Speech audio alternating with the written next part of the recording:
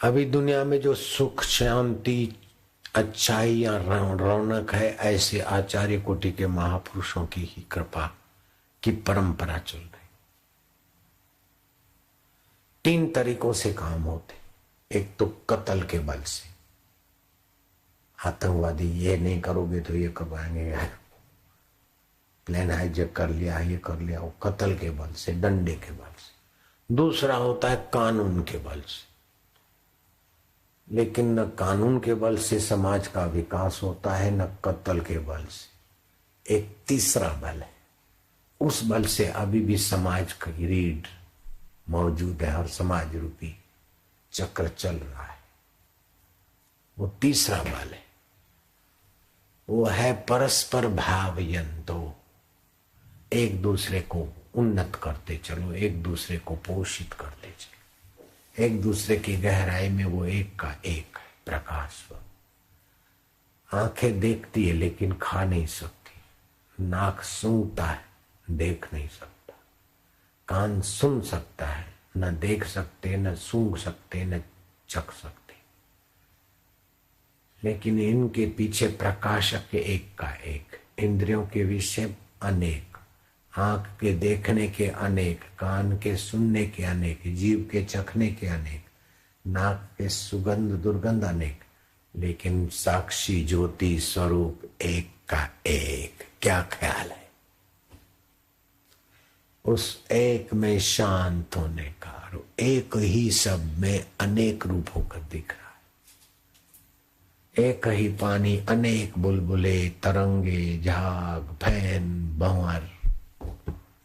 एक ही गंधक अनेक फटाकड़ों के रूप में दिखाई दे रहा है। ऐसे एक चिद्घन चैतन्य ज्योति स्वरूप आत्मदेव अनेक रूपों में, अनेक रंगों में, अनेक भावों में, अनेक लीलाओं में दिख रहा। ओम शांति ओम। इस प्रकार जब मोक्षदायिनी बुद्धि मिलती और फिर अभ्यास करके मति को ठहराता है, इंद्रियां जहां जाए, मन जहां जाए उधर नहीं। जैसा मन में आ गया वाह भाई की गुलामी के तरफ घिसेट नहीं, गुरु की आज्ञा सब ऊपर ही। कच्चे रह जाएंगे, थोड़ा बहुत मिल गया, अपने को ब्रह्म ज्ञानी मान लिया, चमचे चमचिया मिल गए, अपने को श्रेष्ठ मान लिया, पुजवाने की प्लानिंग कर दिया, बहुत बुरी तरह से ब्रह्म राक्षस बन जाते हैं। खतरा भी ऐसा है। ये मार्ग है जैसे लंबी खजूर, चढ़े तो चाखे ब्रह्म रस सुख, चढ़े तो चाखे प्रेम रस, परमात्मा प्रेम। ब्रह्म ज्ञानी के हृदय में परमात्मा प्रेम जगमगाता रहता है, तभी तो सब खिंच खिंच के आते ना। भाषण सुनने के लिए थोड़े आते हैं, भाषण तो हमारे से बढ़िया करने वाले लोग। जैसा लंबी खजूर, चढ़े तो चाखे प्रेम रस, गिरे तो चकनाचूर। ज्ञानी को देखकर दूसरे भी ज्ञानी बनने के लिए खेल करते, लेकिन ज्ञानी महापुरुष ने अपने गुरु को कितना आदर से देखा है, अपने गुरु की आज्ञा कितना शिरोधार्य किया है, अपने ईश्वर को पाने के लिए कई रातियां रोया है वो पुरुष। तुम लोग इतना हंसे भी नहीं होंगे उतना हम रोते थे कि तू प्रभु कैसे मिलेगा, कब मिलेगा। अब हम निर्दुख नहीं होंगे तो कौन निर्दुख होगा। हम ईश्वर प्राप्ति के बिना दुखी रहते थे, और तो सब प्राप्त था।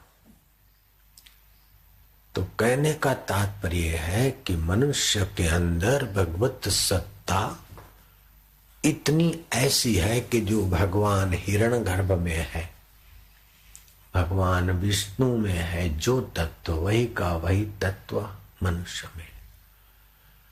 मनुष्य जीवात्मा है, वे परमात्मा है। वे माया को वश करके सृष्टि करते हैं और अपने तत्व को सर्वत्र मानते जानते, और जीव अपने शरीर में रहता है मैं करके, और शरीर पर्यंत को व्याप रहा है। लेकिन जिस तत्व से जीव जी रहा है और जिस तत्व से माया वश होती, वो तत्व एक ही है, ब्रह्म। जीव ईश्वर नहीं हो सकता है। बोलते हैं आत्मा सो परमात्मा, ये बिल्कुल सच्ची बात है, लेकिन ये जीवात्मा परमात्मा नहीं हो सकता है। जीवात्मा अविद्या के शरीर में है और कर्म बंधन से है, और परमात्मा माया को वश करके अपने संकल्प से लीला करते। लेकिन परमात्मा माया को छोड़ दे और जीवात्मा अविद्या को छोड़ दे तो दोनों के अंदर जो सत्ता है वो ब्रह्म एक ही। अयम आत्मा ब्रह्म गुडाकेशु सर्वभूतेषु। मैं ये आत्मा ब्रह्म रूप से सब भूत प्राणियों में हूं। तो भगवान अपने को सर्वत्र मानते, सब में मानते, सब रूप मेरे।